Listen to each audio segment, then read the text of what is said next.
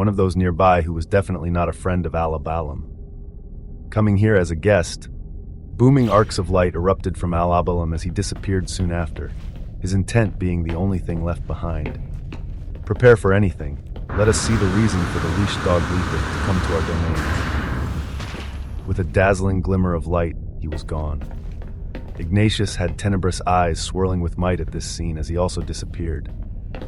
Outside of the Archeos Vitalis Pylos, a ring of clear white and dark light began at one point and stretched out endlessly, the glow of and shockingly powerful dominium covering everything around it. Its ends seemed to stretch out over the horizon before curving as it seemed infinitely large and small at the same time, as if it was as small as a grain of sand, or as vast as a stretch of infinity. Its location, entry, and even existence itself seemed to be paradoxical, as if it could fade away at any time as its existence was dependent on something grand. Its existence was dependent on unique annals to contain their records. This was the point of existence and non-existence where the existential domains of Vitalis and Vacuous could be found. The intricacies of how the Vitalis and Vacuous hyperversal domains were connected to the aeonic annals of extremity, gradations of extremity, and even the Archeos Vitalis and Vacuous Pylos were too hard to grasp as something like this was profound in nature. Something like an existential domain was extremely prized, as in the existential omniverse, any entity who held control of such a place was renowned. More likely and more often than not, it was a legacy. But these legacies did not obtain the right to rule existential domains simply because they decided to.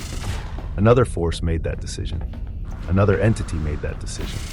The legacy of Al-Abalam and Ignatius obtained the rights to rule over and reap the profits of the existential domain of Vitalis and Vacuous. But this rulership was not always set in stone. This rulership could change hands through certain circumstances. In the mind of Al-Abalam, these thoughts and more crossed as he appeared with a stern face in this region absent of existence and non-existence outside of his existential domain. The visage of Basilius Anain and dozens of other Basilius lined up behind him, their dominiums blazing with brilliance and wonder as they stared ahead of them coldly. In the distance, massive existential vessels could be seen, their shapes ovoid as they pulsed with a crimson gold light. At the front of these existential vessels, the banner and scripture standing for Letith could be seen as each of these vessels emanated an artificial aura of a dominium that could crush throngs of entities at the early stages of the existential dominium realm. Entities who barely just formed their dominiums and had not even annealed their chosen aspect of existence with many fruits of existence may just be crushed from the sheer weight of these vessels alone. And from such vessels, boom! A fiery light blazed as one entity after another emanating a blazing dominium appeared. At the forefront was a man with fiery red gold hair and fair white skin, his visage burly and built as he seemed like a moving force of nature. Beside him was a woman with constantly smiling eyes and mouth that made one feel unsettled, her tan skin radiating beauty and wonder, as she was the reason for the moniker of the Archon Basilius Letith, the reason for him to be known as the leashed dog. Even though he was the warmonger who controlled two existential domains, this woman beside him was the one who made most decisions as far as many knew. The owner of the leashed dog. The veiled herald of flames, Agathena Halestri. Further around them were other Basilius of their legacies with ferocious and regal expressions, and the visage of Basilius Saren could be seen extremely close to the veiled herald of flames, Agathena Halestri.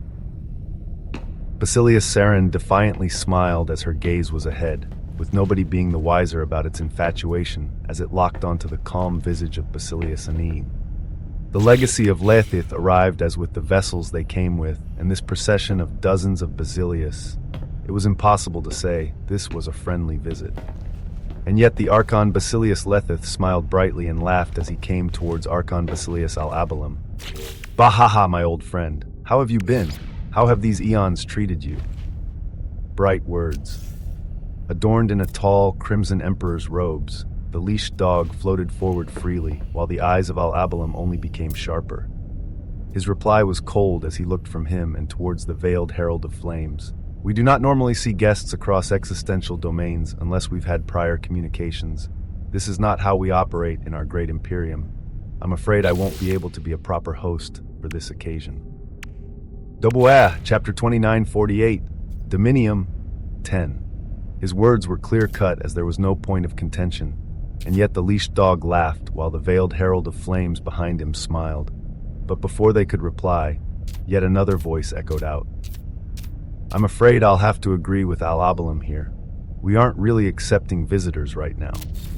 With a blooming light of darkness, the Dominium of Ignatius bloomed, along with dozens of Basilius behind him.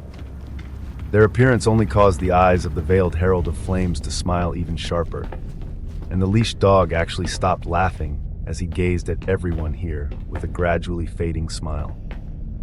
As if he was turning into an entirely different person, a raging aura began to dance around him as he now looked sour and cold, his words booming out.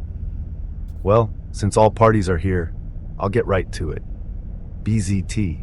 He waved his hands as behind him, an existential light bloomed to carve out words into existence, words that caused the expressions of Alabalam and Ignatius to turn extremely sour. For misleading the Imperium and incorrectly managing the existential domains given to you by the grace of the Imperium, I hereby bring forth the rule of Imperium Telos against Alabalam and Ignatius. We'll follow procedures and everything else, but I contest the ownership of these lands behind you while putting up the existential domains of Ignis on the table. If my contest is a wrongful one, my domain shall be yours. Boom! Shocking words echoed out as Archon Basilius Alabalam and Ignatius instantly exploded with mad power, the silver-white hair on Alabalam blazing with white flames of brilliance as he spoke out firmly. A rubbish and false accusation against my legacy. Who are you to know whether I'm incorrectly managing my domain? I live and die for the Imperium. You come here and state all of this without an Imperium right to challenge? Oh, but I have even that. Preliminary information we provided to the Imperium deemed it necessary for this to proceed. With a smile, the intent of the leash dog arose as he waved his hands to reveal a shocking scroll. A scroll radiating a terrifying existential light that felt restricting even to the Basilius behind all Archons. An unreliable object of power. One that contained the authority of the Imperium.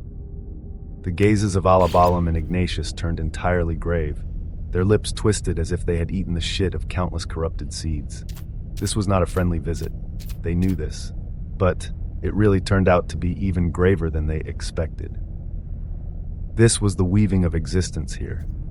There were other forces moving with their own extremes and ideals. Then there was a being who was called a seed. There was a being who was offered to join the ranks of the Basilius if he simply fell in line. There was an entity who had forged his own existential extremity authorities and elevated himself to the point that at this moment, a bridge filled with existential light formed above him in an empty void of records where the supernal haven of Helios used to be. The existential bridge was dazzling to see, as after it was nearly formed, to Noah's left and right, two more bridges began to come to fruition as the existential extremity authorities above him went utterly wild. The advancement towards a dominium is in a singular aspect for all existences, with the possibility for the advancement of other aspects becoming available after one stabilizes their first chosen dominium. The simultaneous elevation of three existential dominiums is not something the weavings of existence normally follow, something outside of the norm. Yet here, Noah was doing just that as three dazzling existential bridges were forming, and Noah felt as if his existence was being split into pieces as he underwent immense pain at this moment, as if his origin was being ripped apart, as if his soul was being separated from his body. If any of these aspects were not strong enough by themselves, they wouldn't have even been able to survive what was currently happening. Yet, after the initial burst of pain, Noah felt three parts of his existence appear before the three existential bridges. One felt like a husk, another was transparent and filled with brilliance, and the last was a complex weaving that seemed entwined with an extremity vein. And seamlessly, all three aspects of his existence began to float across the existential bridges being established. Rumble, his weight was immeasurable, and yet the bridges supported him. They supported his ascent as the existential extremity authorities that made up the bridges were too stable. They were too strong. They supported the weight of his existence as moments after, a blazing boundary of pure existential authority began to form around his aspects of existence. A boundary of power, an expression of the pure meaning of his existence, a dominium, a step into the existential dominium realm. What others considered above extremity not too long ago, what primogenitors and legends of the very vitalist and vacuous hyperversal domains feared. Noah quite literally took the steps towards this stage at this moment, as his weavings, records, existence, and extremes all underwent a change. The extremity of cheats beckons the extremity of ascendancy out of its stupor, guiding the innumerable tendrils of existential extremity authorities through it at this moment. A blinding golden light bloomed as Noah's ascension was made all that more brilliant. The extremity of quintessence observes all ongoing quintessential acts as it turns its attention towards its lineage. The lineage of the weaver of extremity is attaining threads of existential brilliance. The extremity of the body radiates an existential light. The extremity of the soul radiates an existential light. The extremity of the origin radiates an existential light. There were many reasons why, when entities went towards the existential dominium realm, only a single aspect of their existence took the first leap forward. It was because the extreme of that aspect would be taken towards the existential level as it formed its dominium. Those elevating would barely have enough breadth of their souls to manage the expansion of another existential extremity authority.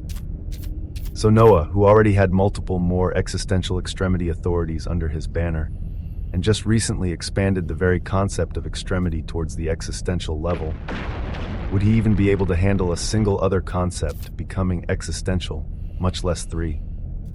Chapter 2949, Three Dominiums. The brilliance was blinding. A man was traversing three existential bridges, all three aspects of his existence, gaining a dominium slowly, as while they did so, their correlating concepts also went towards the unreachable level. The question was whether the breadth of his soul could handle such an action. After expanding so many concepts to the existential level already, could Noah really take more? The answer was a quintessential one, as the moment his will began to buzz with worry. A dominium is something far out of reach for many, and entirely understood by few. Your forming existential origin dominium radiates a light of brilliance as it takes on the extreme connected to it. A marvelous prompt came. This whole time, the expansion of concepts depended on one's soul, with the possibility of elevating a concept to the existential level requiring a soul with great breadth to handle it. And yet a dominium of the origin was shockingly able to take on the role of the soul as ever so slightly. Noah began to gain a glimpse of the workings of the existential dominium realm. If one built the existential origin or body dominium, their existential extremity authorities could be supported by these dominiums. The soul no longer remained the sole important aspect of existence. So the question of whether he could handle more existential extremity authorities or not was not even needed, as from each of his elevating aspects of existence forming their own dominiums. The forming dominium of the body contains its own existential extremity. The forming dominium of the soul contains its own existential extremity. The forming dominium of the origin contains its own existential extremity. His three dominiums seamlessly took on the weight of their respective existential extremes. His weight became ever heavier as he continued to walk across the existential bridges, passing the halfway point as the weavings of his existence and records were sentimental at this moment. Your records are entirely erased from any annals, as from this point forward, they will only ever be carried within your dominium. Prompts came and went. He found himself bombarded with years' worth of records as he saw himself in that dilapidated apartment on the blue world. He saw himself on the beast world gazing at a floating spiritual land for the first time. He saw himself in an endless sea of Atlantis, in a world of cultivation, in universes and cosmos of interminable brilliance. He saw himself across all of these records as they forever became his to know and understand, with nobody being capable of ever finding out their weavings unless they dissected him and broke his existence down. These records of his held immense weight, as they were a source of his power, making his dominium even more brilliant. The extremity of fables thrives with unimaginable brilliance at your short journey that has stacked this many accolades. The extremity of fables is ready to arrive at the existential level at any time, as at this moment, your legend is becoming existential. Your fable is existential. His fable, his story. Noah thought of his long story as he finally arrived on the other side of the existential bridges with his aspects of existence. His body radiated tendrils of unimaginable, multicolored brilliance, as even though it didn't hold his origin or soul, it seemed like an ancient, unbreakable instrument that radiated a profound, existential aura. His origin seemed to shimmer like a cluster of havens surrounding a radiant infinity symbol. The rotation and gravitational of each haven pressing a heavy existential light on everything as the surroundings trembled. His soul, one may not even be able to see it as it seemed almost transparent, but the shockingly oppressive existential dominium around it that was heavier than both the body and the soul combined told one singular thing. As of this moment, Noah's existential soul dominium was the strongest. After all, it bore the weight of multiple existential extremities, while his body and origin only bore the weight of their own respective existential extremity authorities. So with the existential soul dominium in the lead, it took the last step. The step that should have him advance entirely to the other side, and the massive bridge that was holding his soul, boom, shattered into a storm of existential authority that swirled and surged towards his existential soul dominium. Boom. 2 additional bridges erupted for his body and origin, their existential authorities also surging into their respective aspects as at this moment, woo! Woo! A symphony of a unique power burst from each of his aspects, a symphony of a dominium. What even was an existential dominium? What did it grant one at this stage where they exceeded the bounds of their extremes? What did... Boom! Just as Noah was in a reverie of his grand accomplishment, a shocking, pervasive, and unseen authority instantly rained down from all around, pressing on each of Noah's dominiums as they sought to do one thing in totality. This force came down and transmitted its intent clearly. Your dominium falls under the existential weavings of the omniverse of the Great Imperium. Know and realize that you are under the rule of the Great Imperium. Pay obeisance to the Great Imperium. It pressed all around his dominiums. He had to give off the intent and state his obeisance to this unknown and undeniable power that was seemingly pressing down on everything. Even the aeonic annals of extremity of the existential domains of Vitalis and Vacuous. Even though Noah's records were his own, his existence and dominium was still present in a space where the authority of this power was spread in. So, pay obeisance to the Great Imperium. Pledge your allegiance to the Great Imperium. From all around, the intent made itself clear and became even heavier the more time passed. It didn't require anything too mighty from a recently advancing existential dominium realm expert, only for them to understand and know their place, to voice out their intent, acknowledging that they fell under the bounds of this power. Chapter 2950, Defiance. The extremity of tyranny was being forced to acknowledge that he fell under the banner of the Great Imperium, of the existential omniverse that this Imperium controlled. If every single entity arriving in the stage of the existential dominium realm faced this, they had to submit entirely otherwise. The pressure bearing down on them pervasively from all around would continue until they were crushed. Coming across this situation, Noah gained a glimpse into the workings of legacies. Their people must have all acknowledged this Great Imperium. They all fell under their banner, as even though legacies reigned over and controlled existential domains, like Vitalis and Vacuous, they were all really under the Great Imperium. In this existential omniverse, none could escape their area of influence. If Noah did not acknowledge them in the next few seconds, he may not exist in this Great Imperium. It was such a shocking progression of events that the extremity of tyranny vehemently denies acknowledging any others. Noah's 3 dominiums buzzed with defiance. In this shocking development, Noah already had an idea of what he needed to do, but before he did so, he made his intent clear. His 3 dominiums that were surrounded by clear, transparent amalgamations of authority all turned up, towards the pressure descending all around, towards the intent cascading all around him. Towards all of this, The intent of the Weaver of Extremity rang out clearly. The extremity of quintessence will never pay obeisance to the great Imperium. Rumble! The void of existence and non-existence trembled. The pervasive authority all around was not cognizant, but it seemed to become utterly enraged at this moment. But before it could do anything, whap! Noah's dominiums disappeared. The intent from all around calmed as it didn't sense the newly forming dominium that had yet to acknowledge the great Imperium.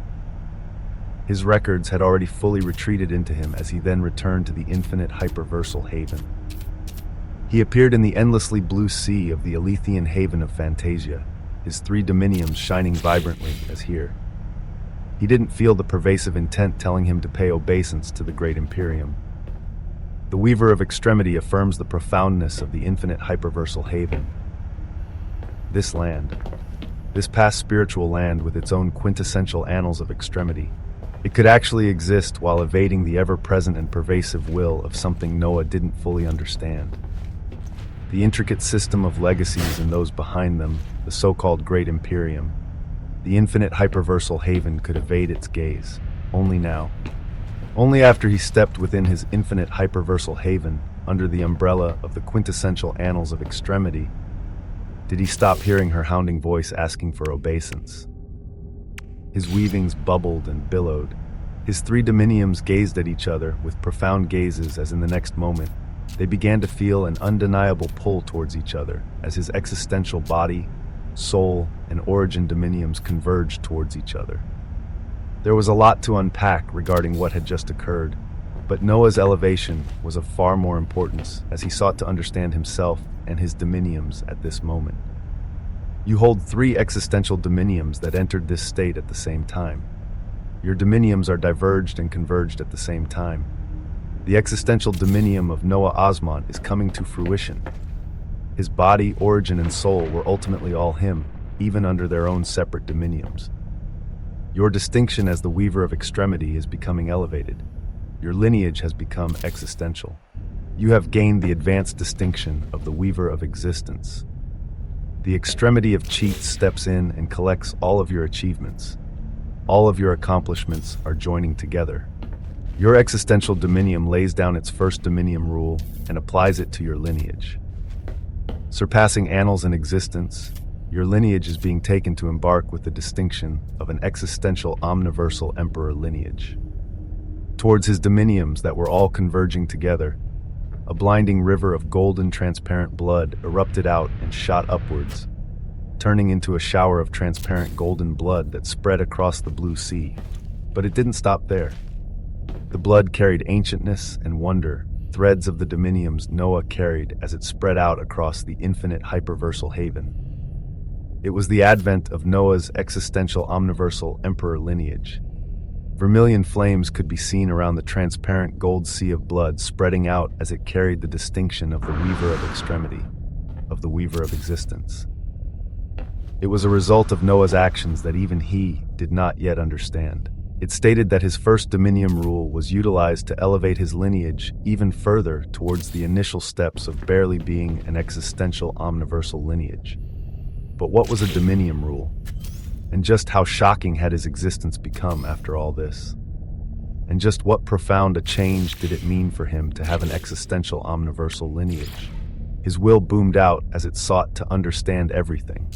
The Imperium right to challenge was displayed before Alabalam and Ignatius as their faces were entirely dark.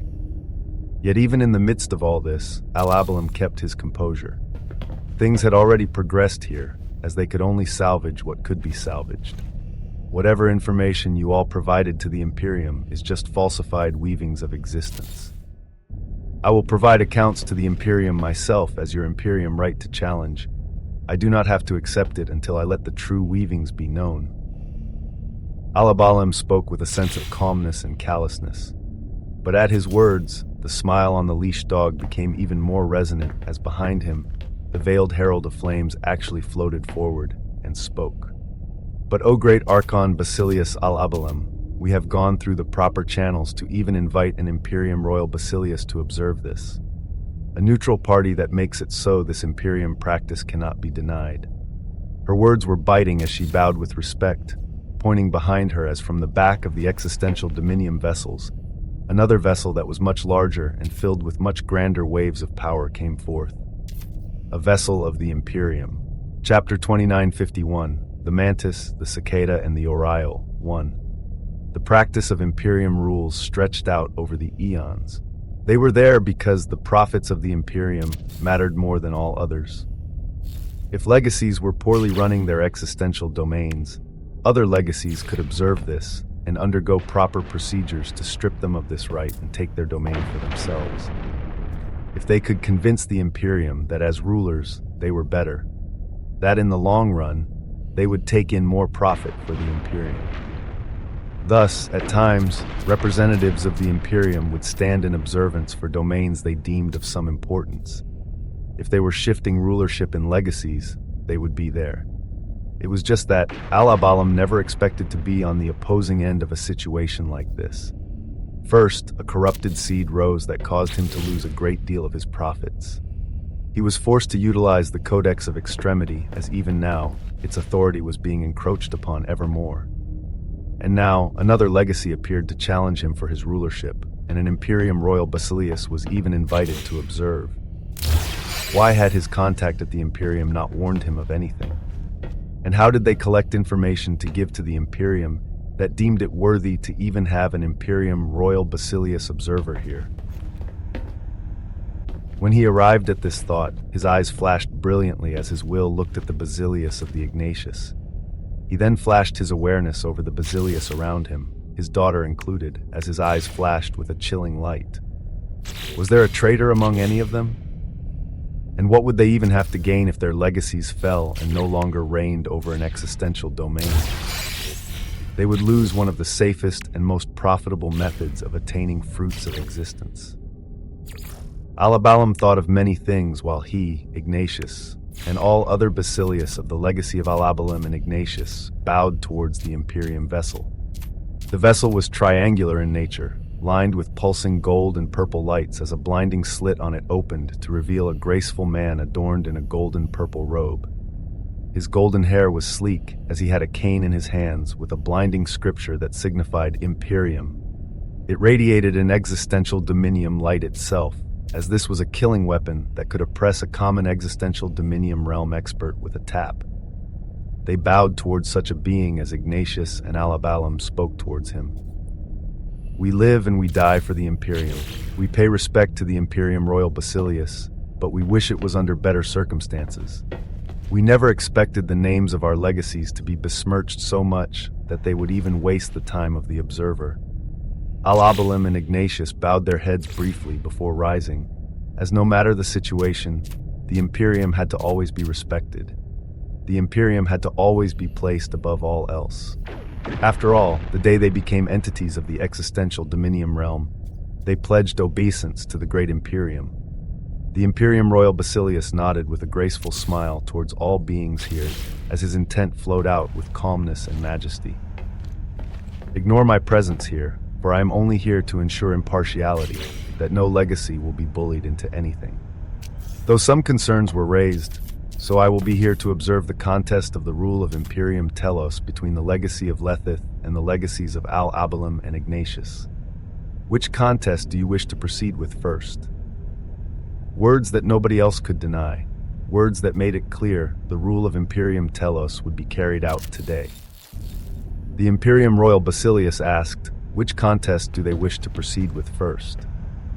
This was because the rule of Imperium Telos consisted of 3 contests. The one challenged had to lose 2 of these 3 contests before they lost ownership of their existential domain. If they instead won the contest against their challengers, they would instead win ownership of the existential domain of the challenger. With the rule of Imperium Telos, they had to prove 2 of 3 things. The first and foremost was that the power of the Archon Basilius themselves reigned supreme. The second was to present the database of their past tributes, current tributes, and a stipulation of future tributes, comparative to what their challengers would be able to provide if they were reigning over this same existential domain. In this case, Alabalam and Ignatius would present their future stipulations along with Archon Basilius Lethith, and the grander stipulation would win.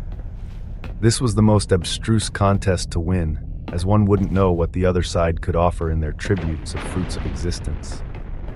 And this was why all archons kept large reserves of fruits of existence in hand. In the case their rule was ever challenged, they would be wealthy enough to offer a high tribute in a rule of Imperium Telos, and they would win the domain of anyone who challenged them for the next few eons to recoup any losses. This was how crucial fruits of existence were. This was why using so many for the activation of the Codex of Extremity and subsequent losses over the last 2 days of Mor's apocalypsis, this was extremely deadly. The face of Alabalam was cold as he thought of this. His enemies must have been given information that foretold of his recent expenses. Otherwise, they wouldn't be confident in exceeding him so greatly in wealth and tributes. But these 2 contests in the rule of Imperium Telos, there was the third and final one. This was commonly referred to by archons as the will of the Imperium. Because it involved the dominiums of the challenging archon and the challenged archon to be infused to the Codex of Extremity residing over the existential domain. The Codex of Extremity granted by the Imperium. The Codex held shocking weavings as it could choose itself who the better archon to preside over it would be. Chapter 2952, the Mantis, the Cicada, and the Oriole. The Imperium stated that the Codex was impartial in this, as nobody was favored, but very few archons believed it. This was why they called the last contest the will of the Imperium. It may very well be what the Imperium chose if one archon lost favor with them. But so long as one won the prior 2 contests, the third contest of the Codex wouldn't even matter. So it was one's power that was the decider, and one's wealth. Today, the power and wealth of the legacies of Alabalam and Ignatius would be tested, and it was at the worst time imaginable. Alabalam turned his gaze towards Ignatius, as the darkness around this entity was just as obscure. He then felt his connection with the Codex of Extremity, and observed that in the time wasted to stand before everyone here, the encroachment had only increased. It meant that the supernal and nether havens of Vitalis connected to the Codex of Extremity were already encroached upon for the most part. And soon, he had an inkling that the vacuous hyperversal domains would follow if nothing was done. These dogs were sniffing around his domain, trying to fight for it, when at this very moment, there was an infestation eating it up from below. His eyes were sharp as he spoke out. I have no issues beginning with the first contest, but before that, my words were true that as guests, you all came at a bad time. I currently have the Codex of Extremity under my control for this domain actively in use to take care of something. I need to tend to it as the rule of Imperium Telos can be carried out after a day at most. If he had the time, he could take care of it. He couldn't let them know he intended to descend himself and violate the absolute restrictions, this being an action that would hurt the existential domain itself, as it wouldn't produce fruits of existence for 9 eons. This would be considered a failure by the Imperium, as it had to remain a secret until, the great Archon Basilius Alabalam seeks for more time? The excuse is the Codex of Extremity currently being in use? Would you use that time to try and have your dominium influence it to your favor for the third contest? I do not think so.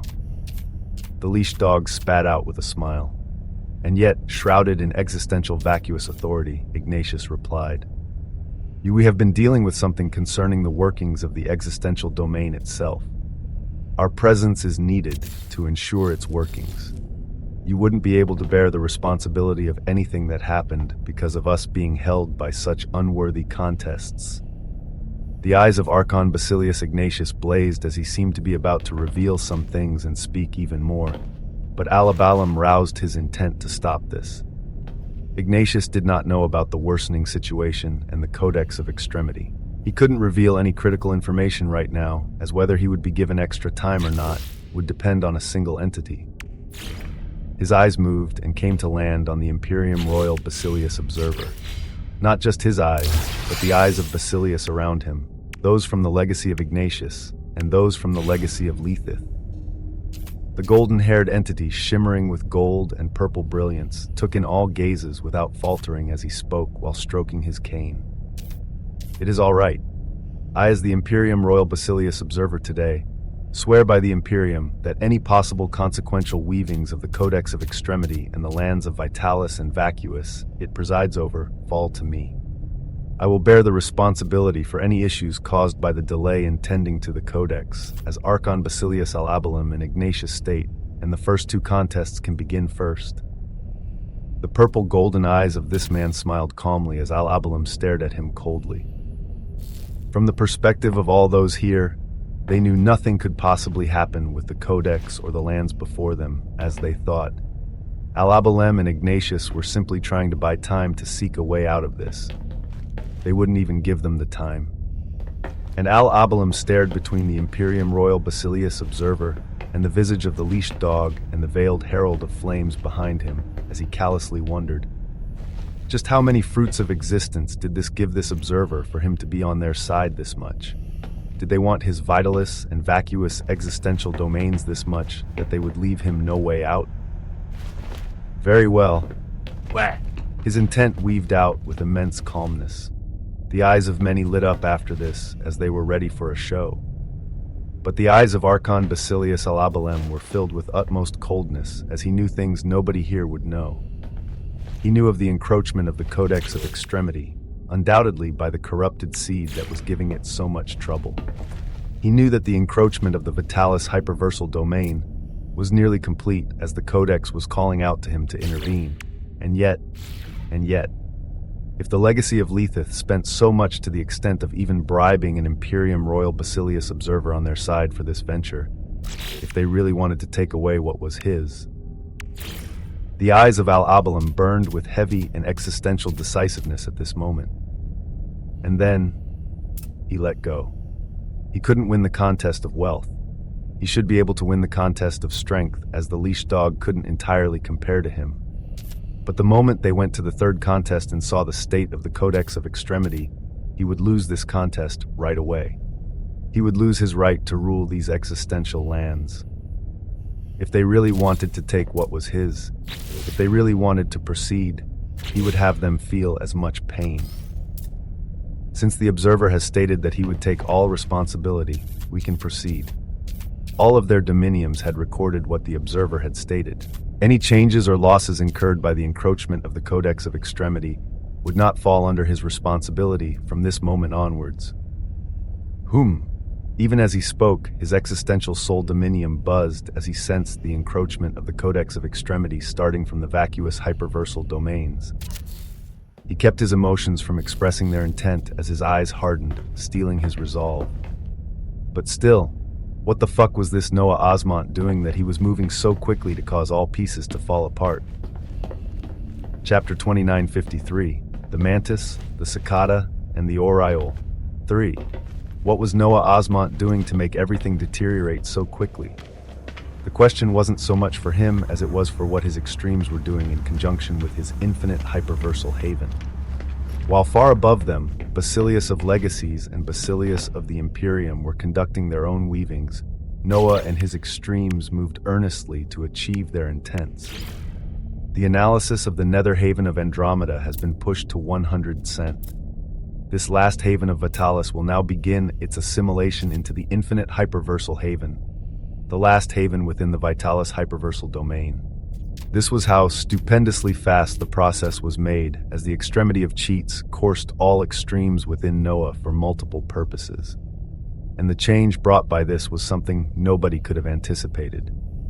The infinite hyperversal haven had received an influx of an existential domain, its Alethean havens being rapidly stretched, while new ones formed as its size was constantly multiplying in the last minutes. Seas of existential authority coursed around it, as when the last haven within Vitalis was being devoured and assimilated by it after dungeon breaks had occurred. The weavings of the infinite hyperversal haven have exceeded any type of haven. Its source had undergone too many advancements and alterations. It carries within it threads of weavings of existence and extremes, its makeup consisting of many more extremes than any other. If the concepts within its makeup all become existential, it is unknown what results such a phenomenon would bring forth. If the concepts within its makeup became existential, This was referring to relativity, mana dynamics, entropy, and all the other pillars of laws or decreta that made up the infinite hyperversal haven. Just what land would it become if such a thing happened? This was at a time when even the distinction it held this whole time was also about to change. The infinite hyperversal haven is burning with a new distinction as its source undergoes a quintessential advancement. The weavings of the Codex of Extremity are becoming incorporated into the infinite hyperversal haven. From the ashes of a spiritual land, the infinite existential omniversal seed is being born. A heavy and utterly shocking prompt came. A prompt that the moment it appeared, a transcendental radiance bloomed across these fantastical lands where the blood of the existential omniversal emperor had begun to spread. A heavy, unimaginable, and utterly unfathomable brilliance began to bud all around as truly and without a doubt, the words, infinite existential omniversal seed, were now attached to what used to be a small floating spiritual land. How did things get here? What source did this spiritual seed have that after the ceaseless advancements Noah brought to it, it even dared to take on the distinction of an omniversal seed? It was a profound question, but it held no answers at this moment. But at the time such a thing began to occur, the construct that was having its source encroached upon no longer sat still. Within the Archeos Vitalis Pylos, all the havens and extremity vein of the Vitalis hyperversal domain were devoured and assimilated, along with the weavings of the Codex of Extremity, as all that remained was the Archeos Vitalis Pylos. The land isolated away from everything, the land where the legacy of Alabalam resided in. Nobody here knew of what was happening below them, and they couldn't know since the Codex of Extremity was actively carrying out Mor's apocalypsis. It should have been preparing for the third day of Mor's apocalypsis with the large reserves of fruits of existence it had taken. But the recent changes and encroachment made it so that at this moment, the Codex of Extremity initiated a change. It judged it necessary to do so, as it could not achieve its task otherwise, especially if the encroachment continues in the near future. The choice was made. The weavings of records, extremes, and existence began to move as at this moment, a shocking change began in the Archeos Vitalis Pylos. Crack! Existence shuddered as in the flaming white skies, a gulf of darkness appeared as from it.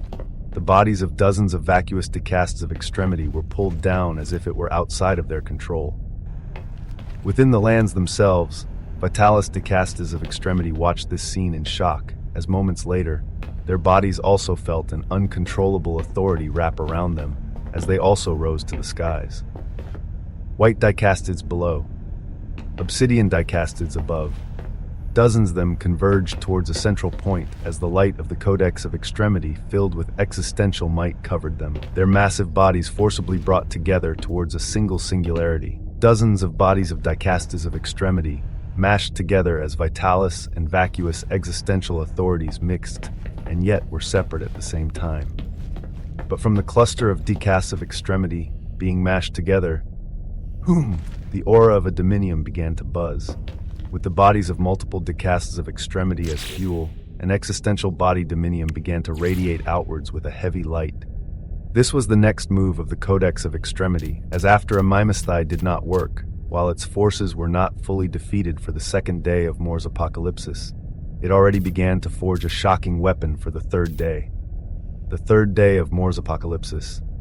That may never be reached. As this response unfolded, within the budding infinite existential omniversal seed, amidst raging unfolding multicolored seas of havens, 7 lesser Mimosthai still remained on the battlefield, as at this moment, Henry was gazing at the lesser Mimosthai with his own likeness as he was moving towards it with momentum. But at this instant, your blood courses with the weavings of the existential omniversal emperor lineage. A booming prompt bloomed before his eyes as he instantly felt his existence burning, an unimaginably heavy weight descending on him, as he instantly appeared before his own lesser Mimosthai, his fair hands covered by the glow of destiny as, boom! They lightly came in contact with the lesser Mimosthai of himself. And the ridiculous scene of the body of this lesser Mimosthai beginning to break apart unfolded in the next moment, the very destiny of its existence and weaving severed entirely as it disappeared. Chapter 2954, the mantis, the cicada, and the oriole. A 4. The moment the weight of the existential omniversal emperor lineage imposed itself on Henry, his body moved with such a shocking weight of existence that he destroyed a lesser Mimestai of himself in a single hit. The weavings of Lut, thank you for aiding in the analysis of the lesser Mimestai, Henry. You have attained 8 quintessential fruits of existence. The analysis of the weavings of the eradicated target has reached 100 cent. The existential illusory weaving V3 lesser Mimestai Henry will now be called out to work under the banner of the extremity of Lut. Dazzling prompts came, but this wasn't the biggest thing for Henry. The biggest thing was that apart from the profound aura of existential extremity authority of quintessence coursing through his body, he began to feel the budding of another, one whose source wasn't entirely on his father. The purity afforded by your budding existential omniversal emperor lineage grants you boundless boons. First and foremost, your lineage can currently hold the weight of an existential extremity authority. Your lineage spurs the concept you define yourself with the most. The extremity of destiny is painted with the glory of the existential omniversal emperor lineage as it treks towards the existential level. Henry's body shuddered as shockingly he felt a new existential extremity authority forming from the concept he knew too well. Destiny went towards the existential level, under the banner of the Son of Destiny, ushered forth by the budding existential omniversal emperor lineage. The existential extremity of destiny has been recorded down in the creed of the lineage of the existential omniversal emperor. This prompt appeared before Henry in a dazzling fashion as around him, the extremes of other defenders of the infinite existential omniversal seed rose in power as their existence became all that much more prominent when the effects of Noah's lineage descended. One after another, the remaining lesser Mimestais began to fall, and for each one that fell, an existential illusory weaving of them was made as they joined the ranks of Noah's invisible army. An army that at this very moment felt their sources also be affected by the elevation of their mater. The changes brought forth by his entry into the existential dominium realm simply being too grand. And the changes expressed so far were truly just the tip of the iceberg. Surrounded by an endless cerulean sea and a churning lineage promising untold glories, Noah himself felt the weavings of extremes in existence burst intricately wrapping around him, prompts continuing to descend. The distinctions of the weaver of extremity and weaver of existence are not simple ones. Paired with the emergence of your existential omniversal emperor lineage, your very being demands desires to live up to its extreme. His body began to emit a resonance, a vibration of immense power of all that was him, with his hockey filled with multicolored grandeur spreading outwards. The existential omniversal emperor releases the valor of his dominium. His dominium, containing his will, extremes, and existence, boomed out. It was heavy. It was undeniable. His people heard it. The infinite existential omniversal seed heard it. Those who heard it and were aligned with him felt their closeness towards the existential omniversal emperor as their existence felt a sense of safety and power. As for others, it stretched out towards the empty void of existence where Vitalis used to be, to the vacuous hyperversal domains that he had now begun to devour. And they even stretched out towards the Archeos Vitalis and Vacuous Pylos, as if his dominium was a call that had to be answered. The sensation was so profound for Noah as he remembered his own words not too long ago, his own prophecy. Waters crossed with unimaginable speed, immeasurable extremes all brought under a single creed. One by one, legacies shall fall. White and black will come under the heel of the call. Only one extreme will be left at the end of it all. Unshackled lands will rise above recorded havens. Annals will fall as an endless weaving awakens. His dominium had just asserted itself and called out to everything around it as, "The vitalous annals of extremity tremble at the sheer weight of your dominium.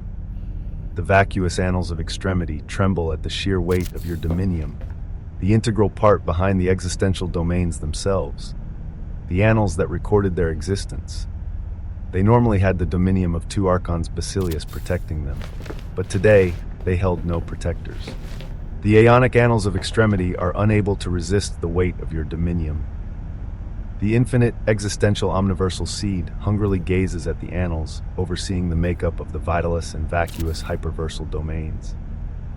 His dominium spread out as his construct asserted itself, and a moment later, weavings of records, weavings of annals themselves, began to be drawn towards Noah and his omniversal seed. The breakdown, refinement, and assimilation of the aeonic annals of extremity has begun. The infinite existential omniversal seed is accepting the fuel of its existence with ease. An unbelievable new reality opened up as Noah was observing all of this with his blazing dominiums. He wanted to know the cause and effect of everything happening, what it meant that it was happening. He wanted to understand his weavings at this moment. The weaver of existence reads the flow of existence. The weaver of extremity reads the flow of extremes. Waves of authority surged around him as information began to flow. Your path is illustrious as your foundation erupts to establish quintessential dominiums. Those standing against your path are scattered and away from their domains, the tendrils of the Imperium inadvertently interfering as their entry allowed your path to be even smoother. His eyes became sharper. His enemies were away from their domains. His will was bright. He wanted to set off into the empty homes of his enemies right away, but he remembered the intent of the great Imperium that would surround him if he weren't in the infinite existential omniversal seed. He had to veil himself and not be discerned by the intent of the great Imperium first.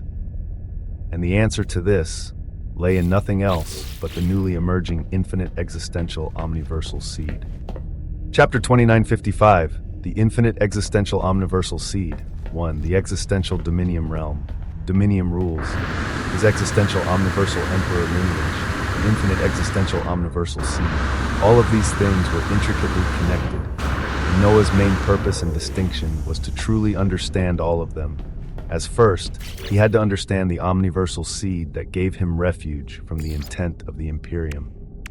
So his main body buzzed as he left the wondrous blue sea and followed the weavings of his connection to the infinite existential omniversal seed.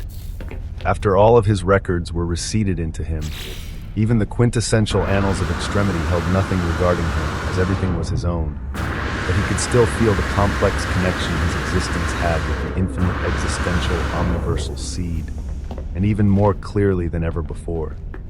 He felt it weaving across his dominiums, across his extremes. But most of all, he felt it resonate and tightly interlock with his existential omniversal emperor lineage, an omniversal lineage, an omniversal seed.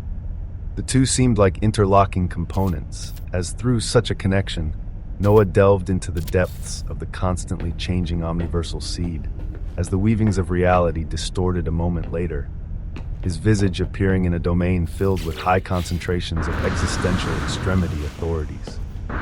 Extremity rune scriptures in the hundreds of millions swam freely as they became components that formed blazing multicolored rivers swirling around like cosmic snakes. Scriptures of mana dynamics could be seen amongst them. So could entropy, Genesis, Helios, Polarity, Dreams, Dissolution, Avalon, and many others. They all formed into massive raging rivers that circled this domain, but all of them converged towards a single central point, as if they were a cluster of wires plugging into a circuit board. And the circuit board was the place Noah's feet touched, as it was a flat island made of extremely pure authority. Filled with an assortment of colors, it pulsed with waves of existential extremity authorities every single moment, as the most profound thing was the purity of this authority. It didn't belong to any specific extreme, but it was existential.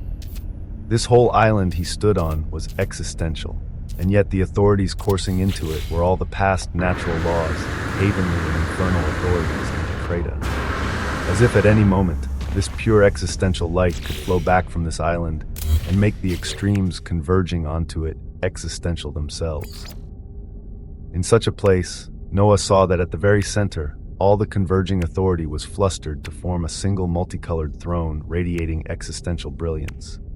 Noah's eyes flashed with the weavings of existence and extremes as he instantly knew what he was looking at. Seed of an existential omniversal throne, a starting point, but also an end. Very few, if any, existences are able to sit on a throne like this. Its weight is too heavy, its authority is too immaculate. On it, what one could do is boundless. a simple introduction to such a dazzling throne. And beside it, the figure of a manifestation of a woman with utterly unrealistic beauty could be seen. Fair skin, lustrous locks of hair shining gold, red, green, white, black, and many other colors. A dress that seemed to be constructed from all the flowing authorities of the infinite existential omniversal seed, with it extending into a robe that radiated streams of authority down into the vibrant, pure land they stood on. The manifestation of the infinite existential omniversal seed appeared and took light steps to arrive beside Noah, her hands reaching out towards his right. Noah gazed at her closely before stretching his right hand out, and she took it into her hands while coming to kneel before him. Hum! A glorious melody boomed out as utter brilliance unfolded.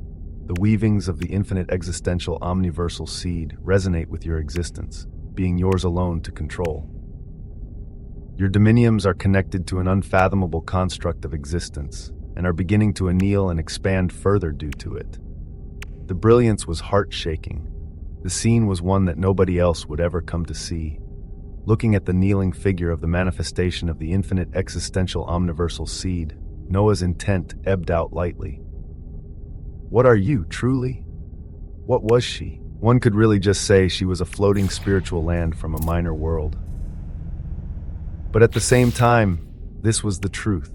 There were many other spiritual lands just like it, with his people even obtaining rulership over those spiritual lands from the beast world eventually as well. But none of them had made even a fraction of a percentage of what Noah had made the infinite existential omniversal seed turn out to be. So it meant Noah and the actions he took were one of the prime factors that allowed what lay before him to appear. But for this land to do what it was doing now, to take on the identity of an omniversal seed it was taking on now, too capable of blanketing Noah from the intent of the Imperium. Surely, the voice from the manifestation of the infinite existential omniversal seed was calm and filled with sweetness as she rose from her kneeling position, taking Noah's hand forward as she led him towards the dazzling seed of an existential omniversal throne. I am whatever Master chooses to make of me. You could break me down into nothing, or you could elevate me even further. Without you, there wouldn't be a budding omniversal seed. I am merely a product of your own achievements. If there is anything apart from that, if there is anything on the origins of the spiritual lands, then even I am not privy to it. The words were filled with brilliance and authority, Noah gazing deeply into the multicolored pupils of this entity before him as she led him to stand in front of the dazzling throne. He could feel its pulsing existential authority. He could feel its connection to the vast havens within the infinite existential omniversal seed. He could feel a boundless authority waiting for him the moment he sat down on this throne. Chapter 2956, The Infinite Existential Omniversal Seed. 2. In this omniverse and whatever else lies out there, you are the only one who can sit on the seed of this existential omniversal throne, and the only one who could allow it to sprout from a seed. When that day comes, what can legacies do? What can this so-called Imperium do? The words of the manifestation of the infinite existential omniversal seed carried a hint of tyranny within them, as she motioned for Noah to take a seat on a shocking convergence of power. There was never a question. The connection between them transcended records, with Noah's dominium and lineage constantly resonating with the seat of power behind him, as with the beckoning of the manifestation of the infinite existential omniversal seed, he proceeded to sit down. Whom? Magisterial brilliance unfolded. Noah's existence gained a glimpse of just how profound the product of the distant spiritual land was. For it to claim to be an omniversal seed, as waves of information flowed across his mind, the voice of the manifestation of the infinite existential omniversal seed rang out. From the weavings of Vitalis and Vacuous that I have swallowed, including their annals, it shows that existential domains are unique singularities across the omniverse that have the potential to support the growth and cultivation of dominiums. This potential more commonly comes in the form of fruits of existence, but as with everything, it is a limited resource. Eventually it runs out, and eventually the number of dominiums that an existential domain can potentially grow becomes capped. That is, unless something is changed, unless an alteration occurs. An alteration, an intervention of how the existential domains operated. This was where legacies and the Great Imperium came in. I am breaking down the workings of the existential domains and the usage of the Codex of Extremity as I continue to encroach upon it. But the most important gain to observe due to the advancement of becoming an omniversal seed and swallowing existential domains is this. While Noah was seated on his throne, the fair hands of the manifestation of the infinite existential omniversal seed rose as on top of them, translucent light began to gather. But it wasn't just that. The transparent light held a hue of gold as it all mixed together rapidly atop the radiant hands, ultimately beginning to form a dazzling fruit of existence.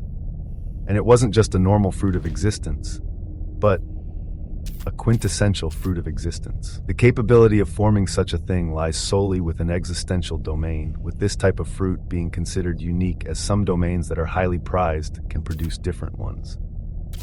Of course, then there is Master. There is your omniversal emperor lineage. As the manifestation of the infinite existential omniversal seed was speaking, Noah was already delving deeper into himself as he gazed at his forge. It could not produce fruits of existence, or even shards of it before. But now, you hold the distinction of an existential omniversal lineage. Within your blood now flows an existential light that should allow for the accumulation of existential authority that can then be utilized by you, or if Master wishes for it, elevate and transform this existential authority into the form of quintessential fruits of existence within your very being, within your forge, within the peaks of your Alethian havens. The boons of an existential omniversal lineage, the generation of existential authority within one's being, and yet Noah could go even further than this and seek to elevate the quality of this authority through his own means. He held the extremity of loot, he held quintessence, he held plot, and he held cheats. So why would he not be able to do this? In addition to all of this, Master, there is also this. The eyes of the manifestation of the infinite existential omniversal seed pulsed with a radiant translucent light, a light that within it Noah observed the flash of black and white. And by the time it settled on him, your dominium is wrapped in the budding omniversal light of your lineage, and now also the omniversal light of the infinite existential omniversal seed. The omniversal light of the infinite existential omniversal seed can mimic the recognized existential authorities of the Imperium as it takes on the weavings of Vitalis and Vacuous. The quandary Noah was in within the last few minutes. The fact that there was the thing called the Imperium that he knew nothing of, and it was seeking his obeisance. The infinite existential omniversal seed truly was the answer, as its profound light covered Noah, his eyes rising with an air of tyranny, as a moment later, his body pulsed to release a figure that looked just like him. Yet it was more robust. It was more built as its fair chest was bare, lines of golden brilliance covering it as the eyes of this body of his let out a fiendish light. It was his existential body dominium. Covered by the light of the infinite existential omniversal seed, it took a single step and disappeared. The next time it came to, it was already across multiple veils of existence and non-existence, as Noah's visage stared at a massive runic circle, where not too long ago he had seen the weavings of a decastas of extremity go towards. His body, surrounded by the mimicking light of Vitalis, passed through this barrier easily as he continued forward. With another step, he traversed easily until he arrived at the next opposition that showed a dazzling white runic circle stretching out endlessly.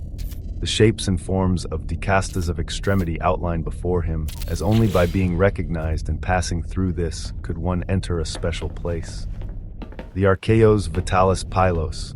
Noah looked at such a barrier as his body flexed his muscles. His enemies were not in their homes. For this, he would thank the Imperium, and he would also use this chance to loot it. His dominium buzzed.